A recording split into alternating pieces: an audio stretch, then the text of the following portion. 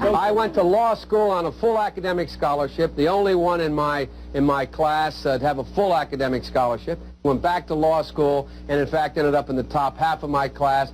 I was the outstanding student in the political science department at the end of my year. I graduated with 3 degrees from undergraduate school and 165 credits, only needed 123 credits. Biden now concedes he did not graduate in the top half of his law school class, that he does not have 3 degrees from college, and that he was not named outstanding political science student in college. Newsweek says Biden actually went to school on a half scholarship, ended up near the bottom of his class, and won only 1 degree, not 3.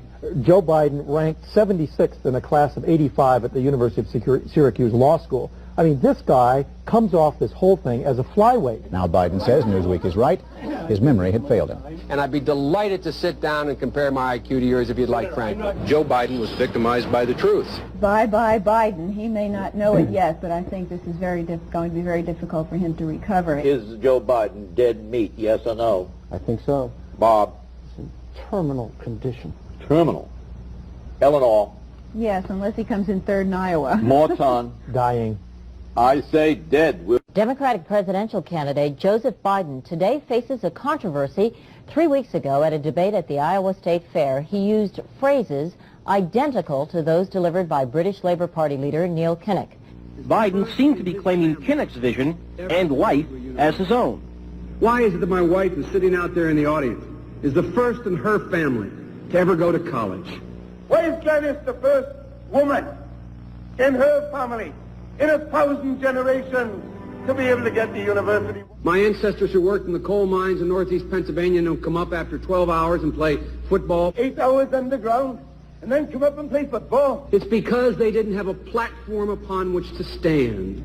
There was no platform upon which they could stand. The notion that every thought or notion or idea you'd have to go back and find and attribute to someone, I think is, quite frankly, ludicrous. The problem here is that Senator Biden told his audience he'd just been thinking about these things, and he failed to give any credit at all to his famous British speechwriter. You know, I was thinking on the way over here.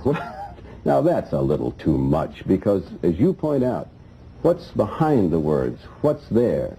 And a lot of people, the rap on Biden has always been that it's just a surface. I should have said, to paraphrase Neil Kinnock, it's the only time I didn't, and all the times I've ever used it. But CBS News found a tape of a second instance.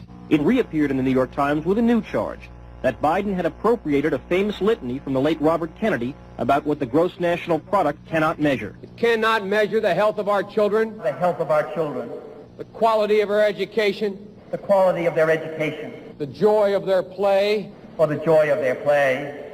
Biden gave Kennedy no credit. He has also quoted or paraphrased John Kennedy, Hubert Humphrey, and British Labour Party leader Neil Kinnock, all without credit. Joseph Biden admitted today that he committed plagiarism when he was in law school. He said it was a mistake, but that it was unintentional. He quoted 5 pages of someone else's work without proper citation. I've done some dumb things, and I'll do dumb things again. He was given an F. So, ladies and gentlemen, I've been dumb. To the political community in Washington, it all seems of a piece. Plagiarism at law school, plagiarism on the stump. The great communicator. Strike that. The great imitator. You don't steal verbatim, or when you do, as he did 99% of the time, you give credit. Biden's critics say he sells himself as a man whose words and visions can inspire a new generation in politics.